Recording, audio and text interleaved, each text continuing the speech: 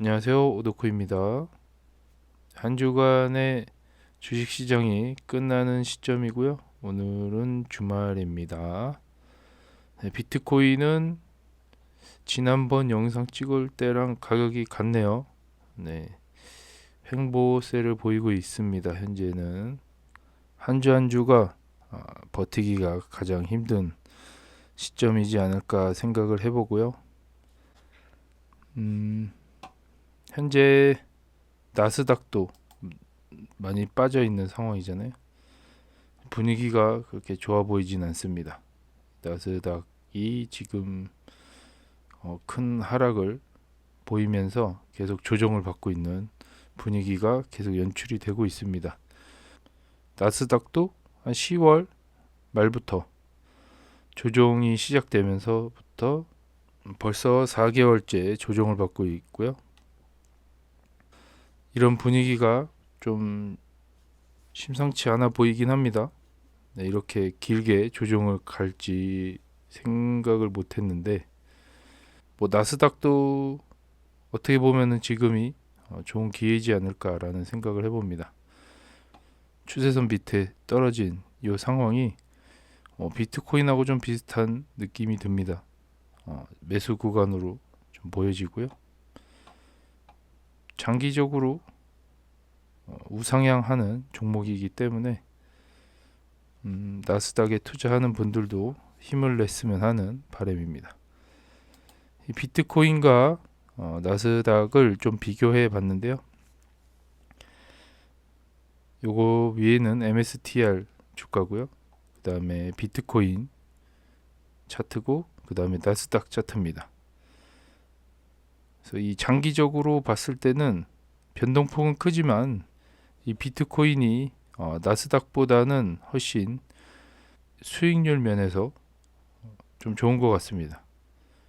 MSTR도 장기적으로 보면 변동성은 크지만 비트코인보다는 아직까지는 높은 프리미엄을 받고 거래가 되는 걸로 확인이 됩니다. 그래서 앞으로 어떻게 진행될지 예상은 안 가지만 나스닥보다는 성과가 훨씬 월등히 좋을 거라고 생각을 하고 있습니다. 그래서 비트코인에 지금 투자하시는 분들은 지금이 역사적 저점이다라고 판단하시고 줍줍하시면 좋은 결과가 있을 거라고 생각을 하고 있습니다. 오늘은 어떤 얘기를 할 거냐면 제가 심심해서 글로 가고 얘기를 한 2시간 정도 나눴고요. 뭐 이런저런 생각들을 AI랑 대화를 하면서 나눈 대화 내용인데 좀 지루할 수도 있고 따분할 수도 있고 재미없을 수도 있지만 궁금하신 분들은 이 내용을 같이 한번 보면서 좀 비트라는 자산에 대해서 확신을 좀 가졌으면 하는 바람입니다. 지금부터 이 내용을 같이 볼 건데요. 조금 영상 속도 항상 빨리 하면서 들으시면은 조금 더 나으실 거라고 생각을 하고 있습니다. 첫 번째 질문을 제가 던졌는데요. 비트가 먼저 빠지고 뒤늦게 나스닥이 비트코인처럼 빠지고 있네라고 물어봤어요. 그리고 비트가 유동성에 민감해서 먼저 반응한 거냐고 제가 물어봤습니다. 비트가 먼저 지금 조정을 한참 전부터 먼저 조정을 받고 엄청 많이 빠졌잖아요. 근데 나스닥이 지금 우연치 않게 같이 빠지고 있습니다. 비트코인처럼. 그래서 이 원인이 유동성에 있냐? 그래서 유동성에 민감한 비트가 먼저 반응을 한 거냐라고 물어본 상황입니다. 그래서 그러기 이제 대답을 한 거예요.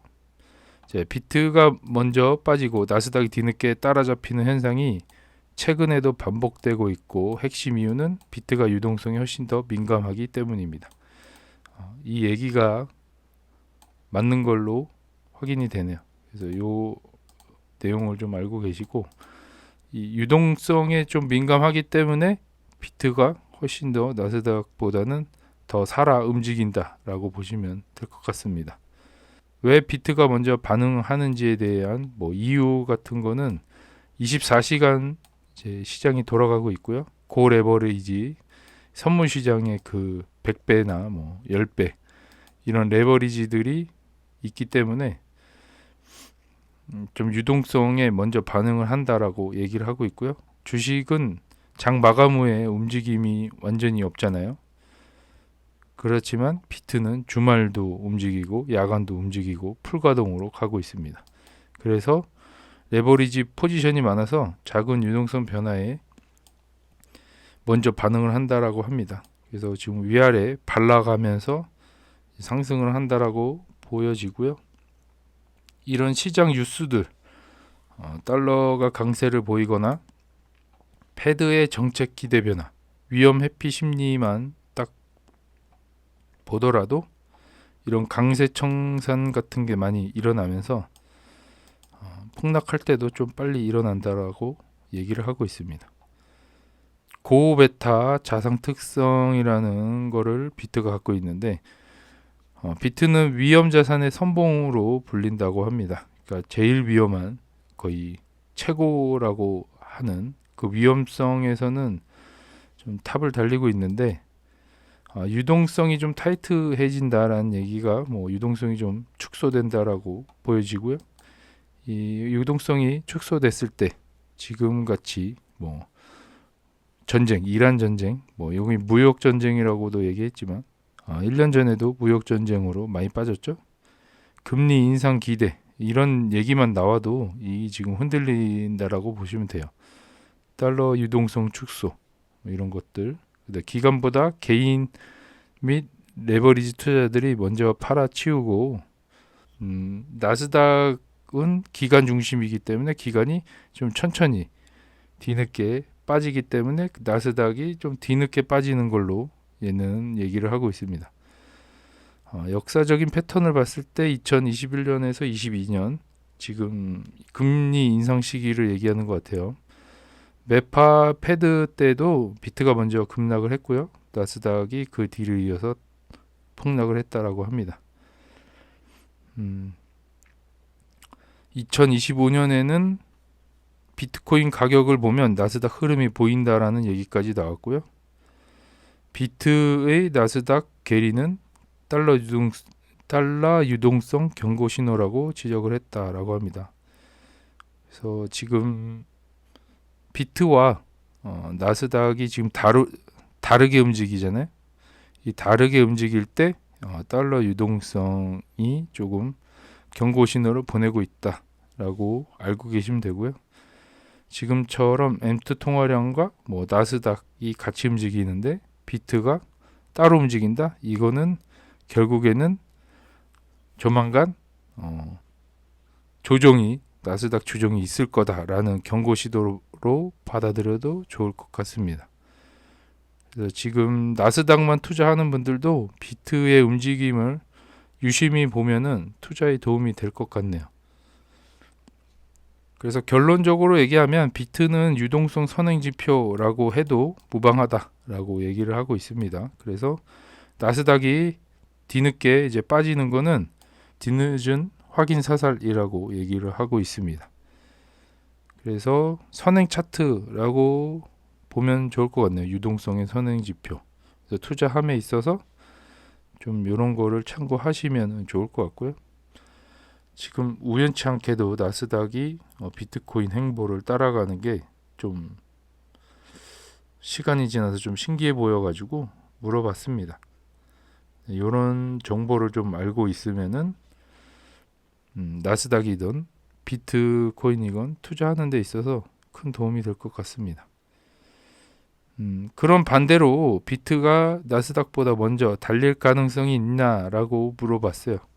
그래도 유동성 선행 지표라고 하면 유동성이 풀릴 때 비트가 먼저 반응을 할 가능성이 있냐라고 물어본 거고요. 충분히 있다라고 얘기를 하고 있습니다. 실제로 역사적으로도 그런 패턴이 여러 번 나왔고 지금 상황에서도 일부 신호가 보이고 있다라고 하고 있습니다.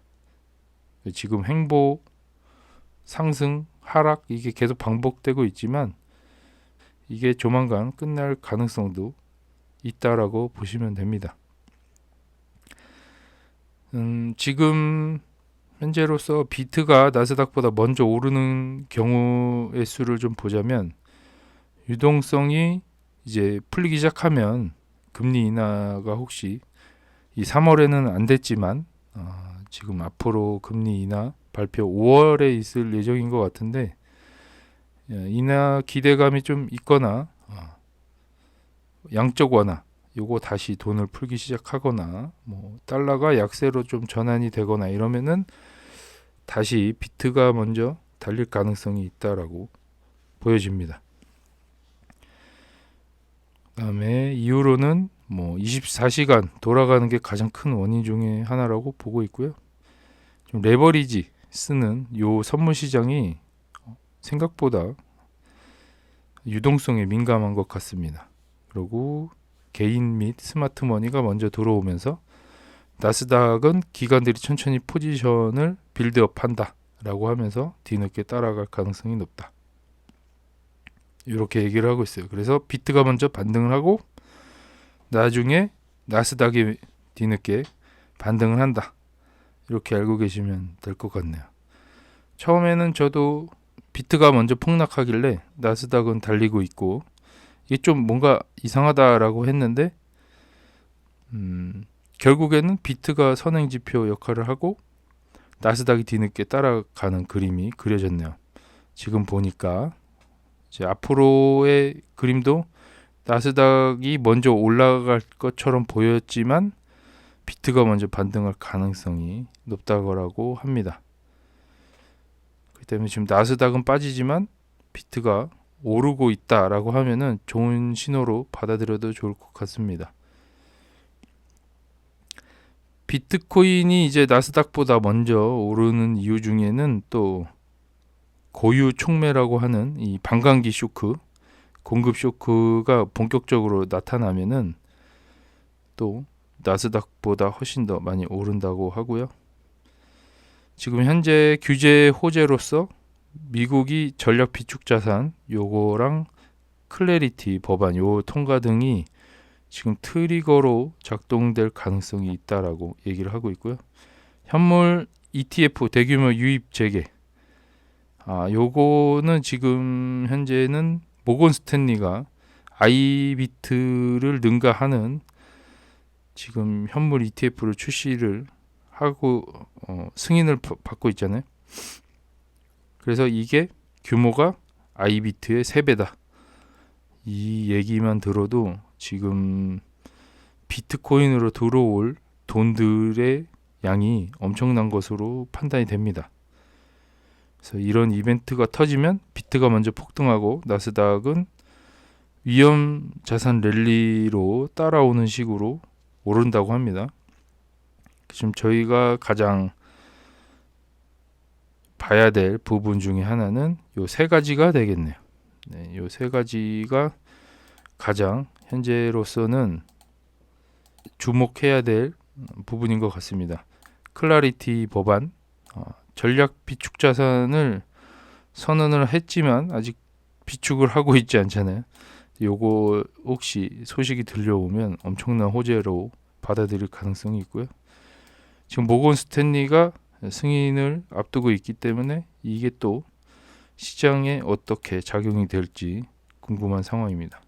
이미 반감기가 2년이나 지나갔기 때문에 공급 쇼크는 이미 왔다라고 저는 생각을 하고 있습니다. 사람들이 지금 인지를 못하고 있을 뿐이지 지금 스트래티지가 STRC라는 상품을 통해서 엄청나게 매입을 하고 있잖아요. 이런 것들이 공급 쇼크로 작용할 가능성이 저는 높다라고 생각을 하고 있고요.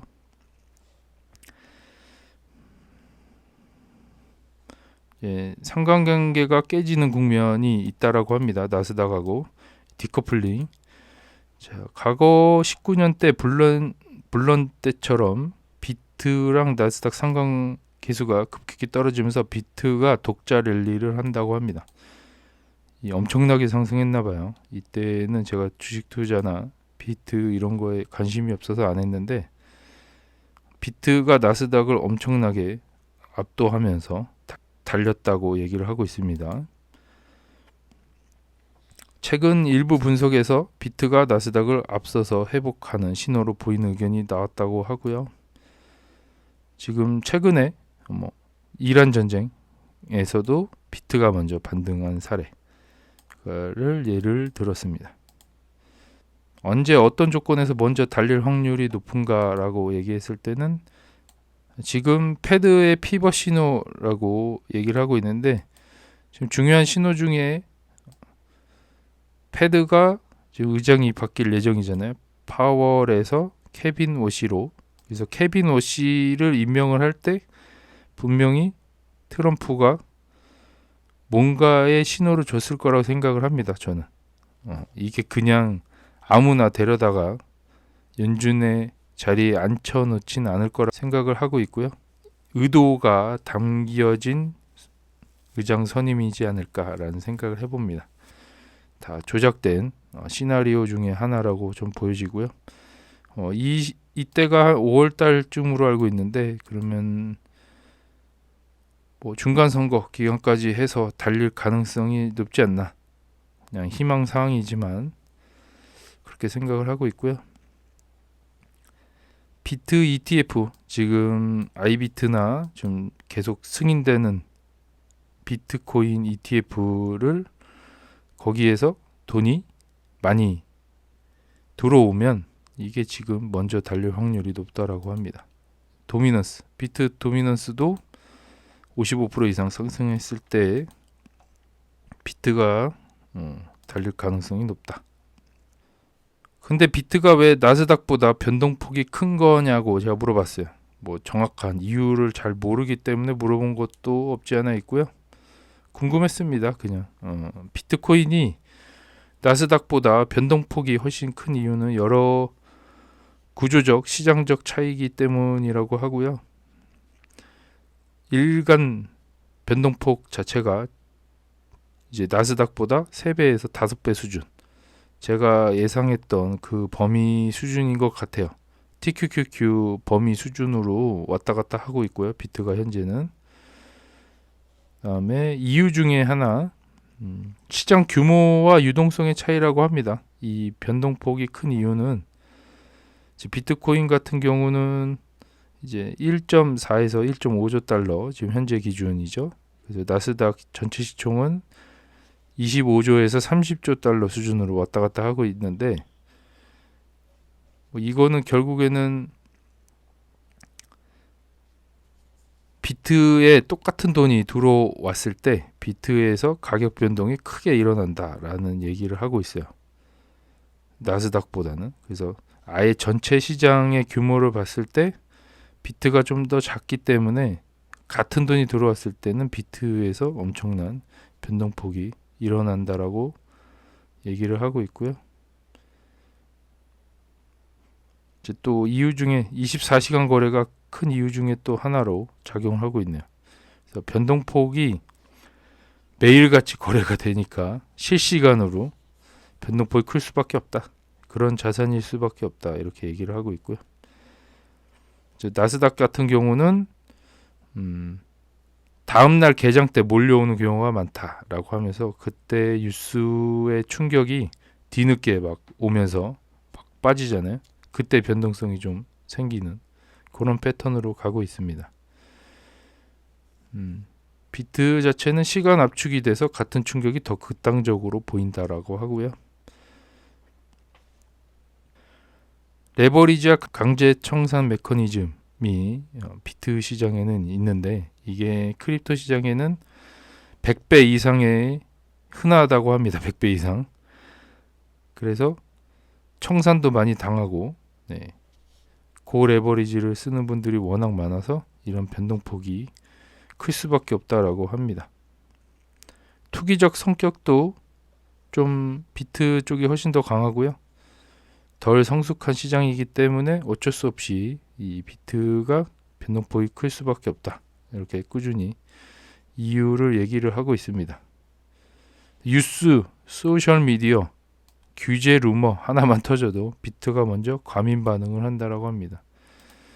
이건 맞는 것 같아요. 이거 진짜 비트가 뭐 소식만 들려오면 그냥 빠지기 시작하잖아요. 이거 좀 이게 좀 변동성을 좀 극도로 꺼려하거나 싫어하시는 분들은 비트가 진짜 힘들 것 같아요. 이 갖고 있는 것 자체가 계좌가 뭐 계속 플러스 마이너스 이렇게 막 바뀌는 거 보면 흥분할 거 아니에요.